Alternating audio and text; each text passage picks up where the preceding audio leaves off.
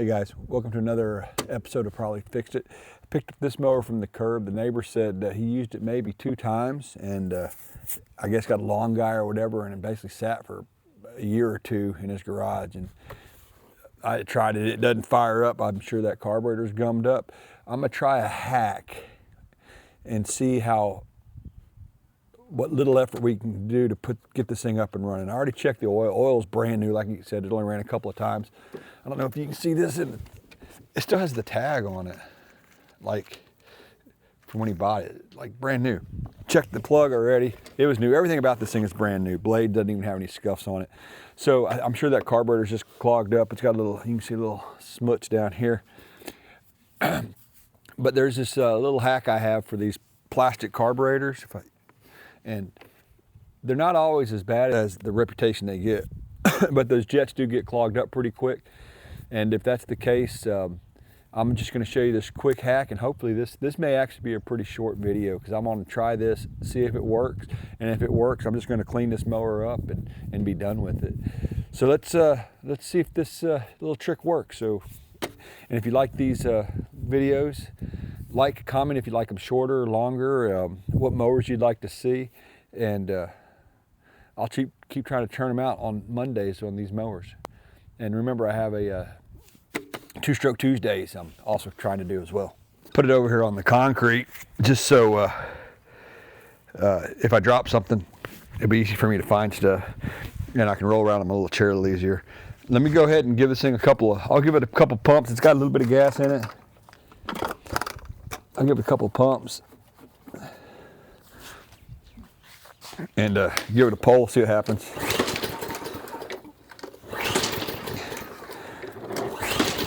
We got nothing. So let me go just show you around this thing.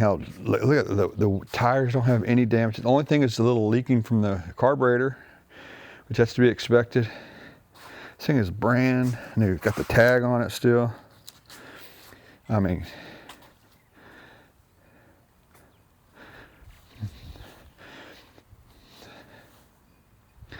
that's a pretty nice looking little mower. I am going to go ahead and try to add a little bit of I looked at it, and when I looked down there, that fuel may not be making it to the drain. It's hard. There's just barely any in there. I'm going to go ahead and put a splash of non-ethanol fuel in here and just see if maybe she just fires up. Put a little bit in there.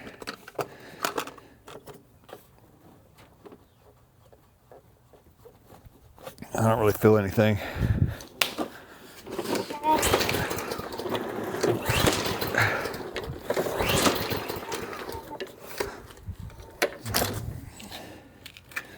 Set up and tear into that, pull that carb out, and we'll see how little we got to do to get this thing running. All right, first thing we're gonna do is remove this filter cover. That looks spectacular. Set that aside. Button, everything looks new. We're gonna pull, there's 3 fasteners here, one here, actually 4, one here, here, and here. So we're gonna go ahead and get those taken off. All right, it looks like these silver ones are, I think 7mm.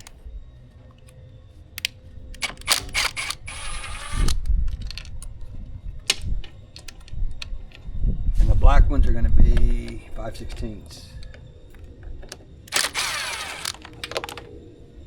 And that's why I don't work in the grass. And these are also machine screws, the black ones. And these are self-tappers. That cover is off, not much to it.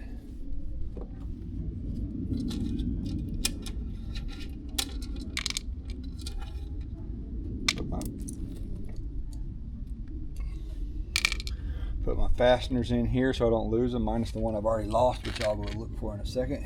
These carburetors are really, really simple. All they are is there's an O-ring on the back there, and you really just slide this thing out. Just like that. And what we're going to try to do here today is not even take this thing totally off the mower. I mean, it's not that big of a deal to do it, but we're going to see well, we can kind of cut my fuel off there. That hose off right there. These are awesome, awesome pliers. You can get them at Harbor Freight. They're Icon. They're about 20 bucks. We're just going to go ahead and pull this carburetor just because it's so simple. Once you remove the fuel line, all it is, you just turn this thing a little bit like this. Let me get my head out of the way. You just turn it a little bit like that, and it pops right off. See that little thing right there? And it goes back in that hole right there. All right, so now we got to get into this carburetor here. Look at that, it's 7mm to take that off. We're gonna try to do this all out here in the field. No workbench, nothing. So I got my 7mm there, gonna remove these. Just in case you did this and didn't look, this is what that fastener looks like that we pulled out of the carb. It's got a nice flange on it. And another thing that's a good idea to look at is the orientation of this bowl. So notice that plug is on the side with that nozzle, just so you can get it back in there the right way so you don't get it 180 out.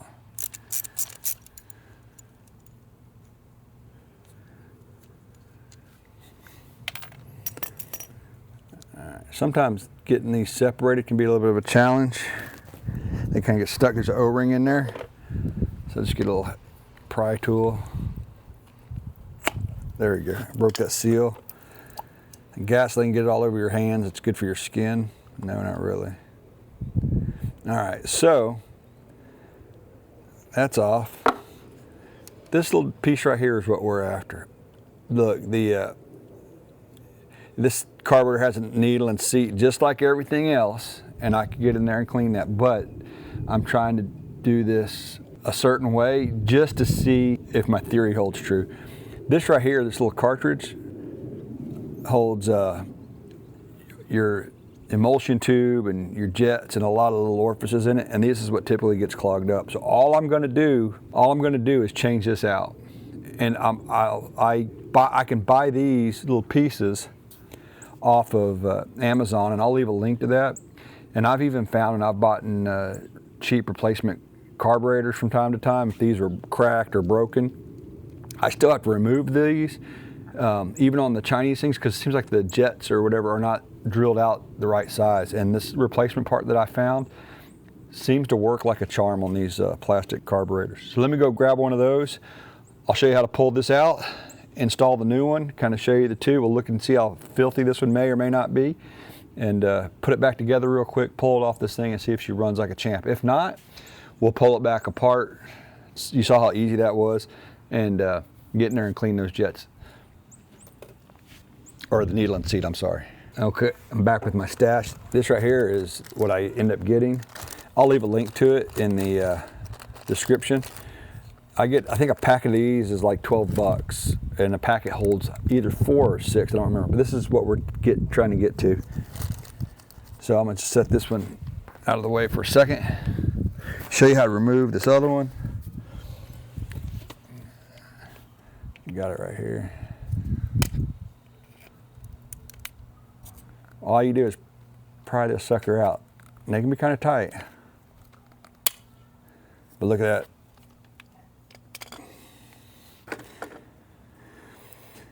See, right, that actually is not too bad, but this cartridge actually comes apart one step further, which you can clean these. They are not disposable, but it's just so easy to buy a replacement. So let me see, I'll take this apart so you can kind of see what it looks like as well.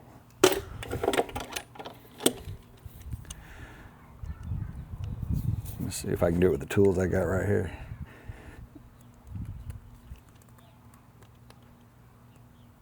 There we go.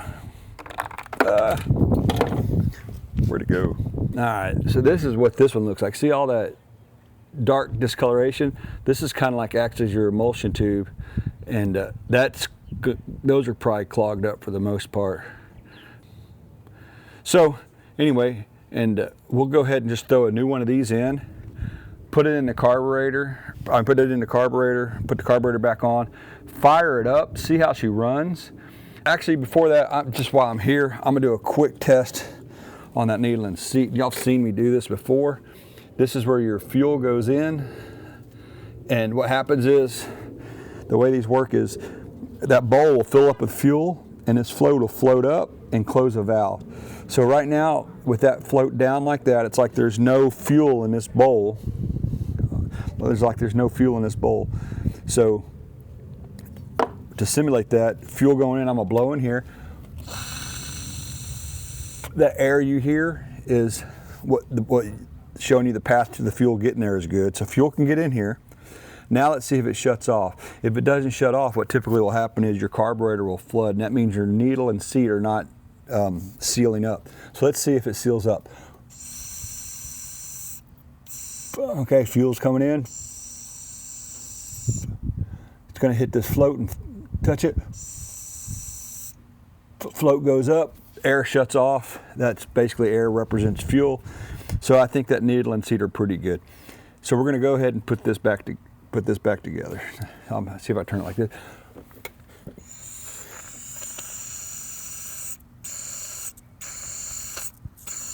All right, so let's put this back together with our new cartridge in there.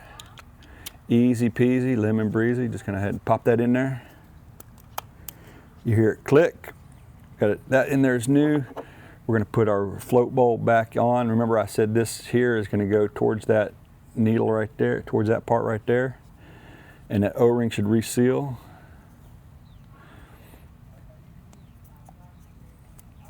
Push it down until you get it nice and snug. Find your fasteners that have the flange on them that look like this. Because if you're like me, you just drop them all in one little container.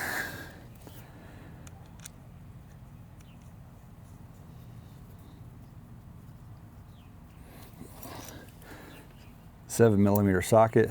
These plastic carburetors kind of get a bad rap, but man, they're really easy, to be honest with you.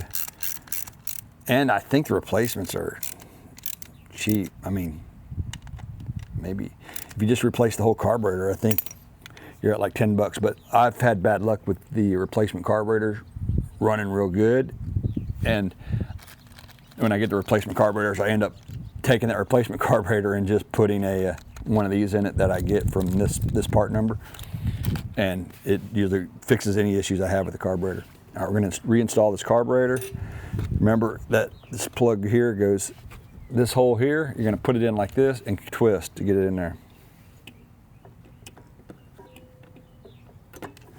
Just like that. So back in here, let me pull this over here so you can kind of see.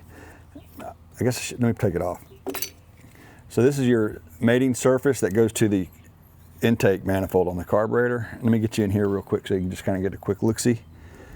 It just slides over this tube, and there's an O-ring, little seal in here with an O-ring, and that's what keeps it, your intake manifold sealed. That, along with the pressure from the screws pushing it in. All right, so we're gonna go ahead and reinstall this. You get another look at it. Put your carburetor sideways so the hole goes that way. This little plug right here is gonna go right in that hole, and you just spin it, drop it down, and it goes right in, easy peasy, lemon squeezy. Then, now all you gotta do is slide your carburetor back on that little orifice. So sometimes I like to take and put my fuel line back on first, just so it's a little easier for me. I'll put that fuel line on just to get it in place. There you go, it's back on. And now I'll just kind of give it a, make sure it's firmly up there. Oh, okay, where were we? My sweetie brought me a breakfast taco, so I had to take advantage of eating that while it was hot. That was awful nice of her. Let's go ahead and hook that fuel line back up. I like using pliers that are, you know, when you got these, the way these, can you see those? Yeah. The way these are set up, where you have the double up here and the single up there, you want pliers that are at least wide enough to get purchase on both, you know, both of these tanks. For example, if you try to use something like this, it's kind of a pain in the butt unless you can get it come in sideways. If you can come in sideways, not a big deal, but if you need to come straight on, something with a little bit wider teeth helps. I also took advantage of tracking down these fasteners whenever I was off camera. All right, so now we're going to reinstall this plate here. And you see this right here, this little tube, it's got to connect to there. And it's also got some little alignment guides that help you get it in place. This is the trickiest part, honestly, is just getting that to get in there. Just because it's kind of loose and it kind of pushes out of the way. I mean, it's not detrimental. You're going to be able to do it. Like I just got it on easier that way, and now I can put this, got it all situated. And I like to get these just kind of hand started if I can. These are 5/16. Has a little magnet on it, so it's gonna help me out a little bit. My big old, can't get my big old mitts in there.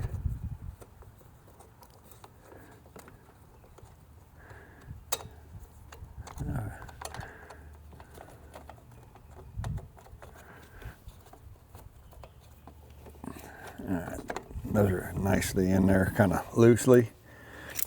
This was, these are 7mm. Yeah, 7mm. And these were the ones that were kind of like sheet metal starter, look like sheet metal screws or self-tappers, but that's what it came with. I got that one started. We'll go ahead and tighten these up. The carburetor in there, get that nice and tight. Got no patience, so naturally I got to use a tool that probably shouldn't be using.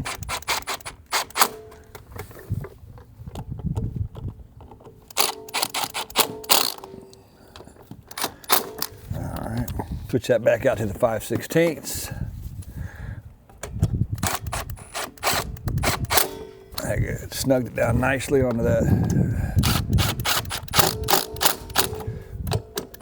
All right.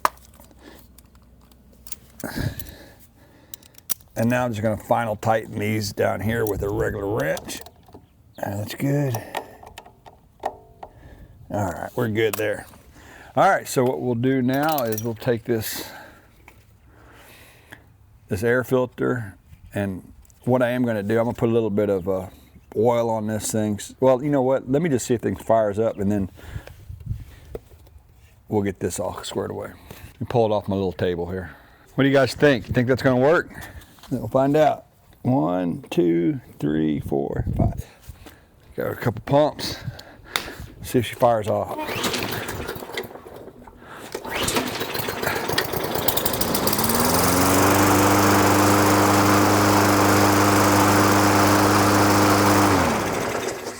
Like a champ.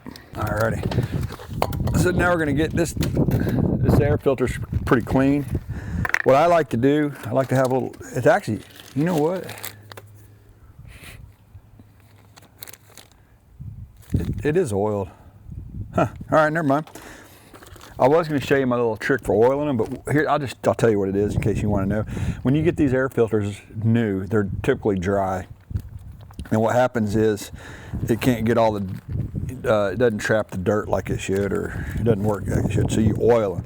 What I do, I take the new filter, throw it in a Ziploc bag, spray some, like usually PB Blaster in there. Some people use oil. Let me know what you guys prefer if y'all do this. And then what I'll do is I'll just work it into the filter really good.